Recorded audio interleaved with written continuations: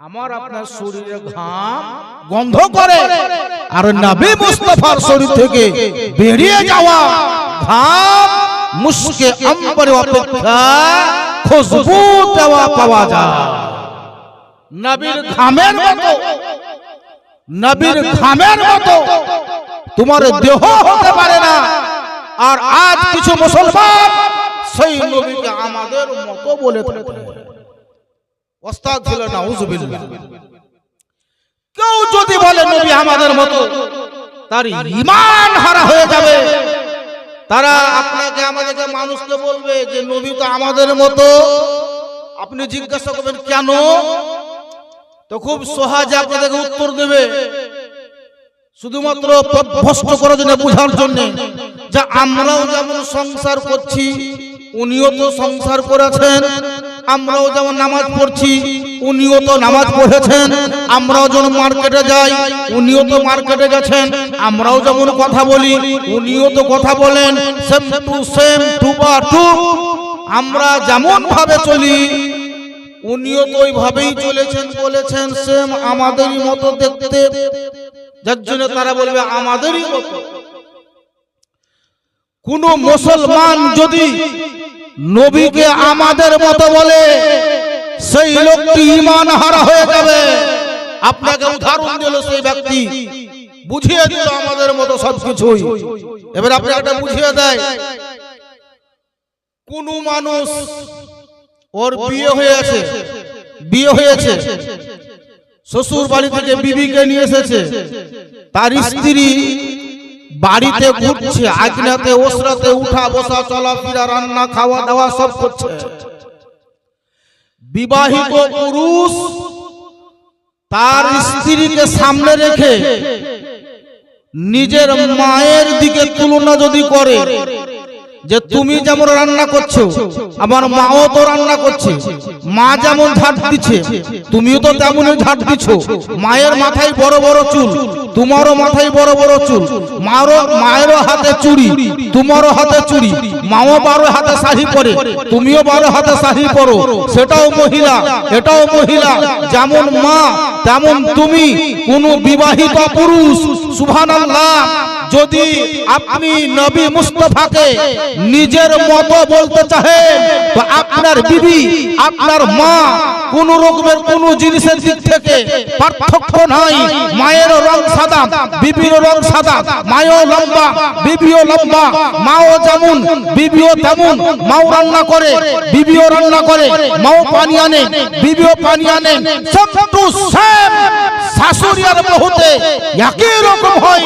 তারপরে কোন বিবাহিত পুরুষ যদি তার বিবিকে বলে, বিবি তুমি আমার মায়ের মতো দেখতে, বিবি তুমি আমার মায়ের মতো, আমার মায়ের মতো রং তোমার, তার মানে আমার মাও যেমন তুমিও তেমন, তুমি আমার মায়ের মতো আর আমার মা তোমার মতো। যদি কেউ এই কথাটা বলে দেয়, খোদার কসম করে বলি, বিবিকে যদি মায়ের সঙ্গে তুলনা করে, সঙ্গে সঙ্গে তার বিবি তালাক হয়ে যাবে। বিবিকে যদি মায়ের সঙ্গে তুলনা করে তালাক হয়ে যায়, তো নবী মুস্তাফাকে আমার মতো যদি বলে, সেই ব্যক্তির ঈমান বরবাদ হয়ে যাবে। সহজে বলে দিলাম নবী আমাদের মতো। আরে পাগল, নবী মুস্তাফার পায়ের তলাতে যে ধুলোটা লেগে যায়, সেই ধুলো সমান তুমি হতে পারো না। নবী মুস্তাফার মস্তক মুবারকের চুল মুবারকের যে পাওয়ার আছে, ক্ষমতা আছে, তোমার পুরো বংশতে কেউ তুলনা করতে পারবে না। আর নবীকে তুমি আমাদের মতো বলছো। হাদিস শরীফের মধ্যে লেখা আছে, নবী আমাদের জন্য রহমত কি রহমত নয়, একবার লক্ষ্য করে দেখুন। মদিনার সরজমিনে কোন একজন মা, তার একটা রোগাক্রান্ত বেটা, বড় বড় ডাক্তার কবিরাজ হাকিমের কাছে চিকিৎসাহীন চিকিৎসা করা হলো। হাকিম জবাব দিল, তোমার ছেলে সুস্থ হবে না। কবিরাজ বলল, তোমার ছেলে সুস্থ হবে না। ডাক্তার বলে তোমার ছেলে আর সুস্থ হবে না, তোমার ছেলে আর বেশি দিন বাঁচবে না। কোন মায়ের সামনে যদি ডাক্তার তার মাকে বলে তোমার বেটা আর বাঁচবে না, তুমি বাড়ি নিয়ে চলে যাও, বলেন ওই মায়ের চোখে ঘুম থাকবে না, হারিয়ে যাবে। কোন মাকে যদি বলে তোমার বেটা আর বাঁচবে না, তুমি বাড়ি নিয়ে যাও, মায়ের চোখের ঘুম যেন একেবারে শেষ হয়ে যাবে। ওই মদিনা কোন একজন নারী তার মাত্র একটাই বেটা, স্বামী বেঁচে নাই, তার মূলধন যদি বলেন তার বেটা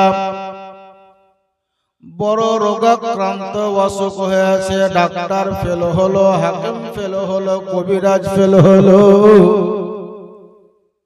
নামি দামি কোন একটা কবিরাজের কাছে গিয়ে উপস্থিত হলো। কবিরাজ বা হাকিম বলছে বোনেরে তোমার বেটা আর বেশি দিন বাঁচবে না, একেবারে শেষ অবস্থা, তুমি যত তাড়াতাড়ি পারো বাড়ি নিয়ে চলে যাও। একেবারে বড় ডাক্তার বা হাকিমের কাছ থেকে যখন শুনলো আমার বেটা আর বাঁচবে না, আমার বেটা আমাকে মা বলতে আর পারবে না, ওগো রব্বুল আলামিন আমি আমার বেটার মুখ থেকে মা বলা আর ডাকটা শুনতে পেলাম না।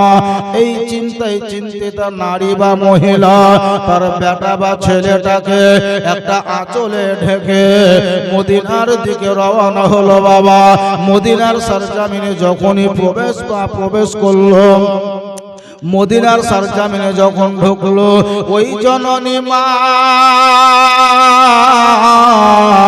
তার চোখ থেকে শুধুমাত্র অশ্রু বা পানি ঝরে, আঁচল দিয়ে মুছে দেয়। ছেলেটাকে ঘাড়ের উপরে নিয়েছে, একেবারে বাচ্চা ছেলে, খুব বড় বয়স বেশি হবে না, ছেলেটা একেবারে রোগাক্রান্ত পাতলা দুবলা হয়ে গেছে। মা তার ছেলেটাকে ঘাড়ের উপরে ফেলে একটা আঁচলে ঢেকে বাড়ি দিকে রওনা হলো। মদিনার রাস্তার উপরে কোন একজন মা জননী দাঁড়িয়ে আছেন, আর ওই ছেলের মা ছেলেটাকে ঘাড়ে করে নিয়ে আসছে। রাস্তায় দাঁড়িয়ে থাকা ওই মদিনার মেয়েটি জিজ্ঞাসা করছে, বাবু কোথায় গেছিলাম? বলে এই যে আমার বেটা, মেলা দিন ধরে দেখালাম, কেউ ভালো করতে পারলো না, শুনলাম নাকি একটা বড় হাকিম আছে, তার কাছে গেলাম, সেও বললো যে তোমার বেটা আর বাঁচবে না, বাড়ি নিয়ে যাও। যার জন্য বেটা আর বাঁচবে না, যার জন্য বেটাকে আমি বাড়ি নিয়ে আসছি। আমার বেটার মুখ থেকে মা বলা শুনতে আর পেলাম না, আমার বেটা আমাকে মা বললো না। আমি কত ইচ্ছা প্রকাশ করলাম, বেটা একবার মা বলো, আমার ছেলেটি আমাকে মা বলতে পারলো না, আর বাঁচবে না। তাই আমি চোখের পানি মুছে আমার ছেলেটাকে ঘাড়ের উপরে নিয়ে আমি বাড়ির দিকে রওনা হয়েছি। এই মদিনার রাস্তার উপরে দাঁড়িয়ে থাকা মেয়েটি বলছে, দাঁড়াও, দুনিয়ার যত ডাক্তার কবিরাজকে তুমি দেখালাম, সবাই তো ঔষধ দিয়েছে, কাউরির ঔষধে ভালো হয়নি, তবে তোমার বেটাকে তোমার বেটার জন্য একটা ঠিকানা বলে দেব, যদি তুমি একবার মাত্র যেতে পারো আর একবার যদি তোমাকে ঔষধ খাইয়ে দেয়, আমি আল্লাহর কসম করে বলি গো, তোমার বেটা ওখানেই তোমাকে মা বলে ডাকবে। এত বড় একটা হাকিম বা কবিরাজের বাড়ি যদি তুমি যেতে পারো, আল্লাহ চাহে যে তোমার বেটা সুস্থ হয়ে যাবে, তোমাকে মা বলে ডাকবে। অনেক ডাক্তার দেখিয়েছো, কবিরাজ দেখিয়েছো, হাকিমের কাছে চিকিৎসা করলা, আমার বলা কথাতে তুমি সেই জায়গায় যদি একবার মাত্র যেতে পারো, তো তুমি ওই জায়গাতে যেতে গেলে তোমার জীবনটা ধন্য হয়ে যাবে। তুমি কি যাবা? আর কি আর মন মানবে? কোন রোগীর গার্জেনকে যদি বলে যে কলকাতা যাও, ডাক্তার দেখা ভালো হবে, তো যেমন করে হোক ভিক্ষা করে হলেও ছেলেকে বা মেয়েকে বা গার্জেন হিসাবে ডাক্তার কাছে নিয়ে যাবে, বাঁচবে মরবে সেটা তার ব্যাপার।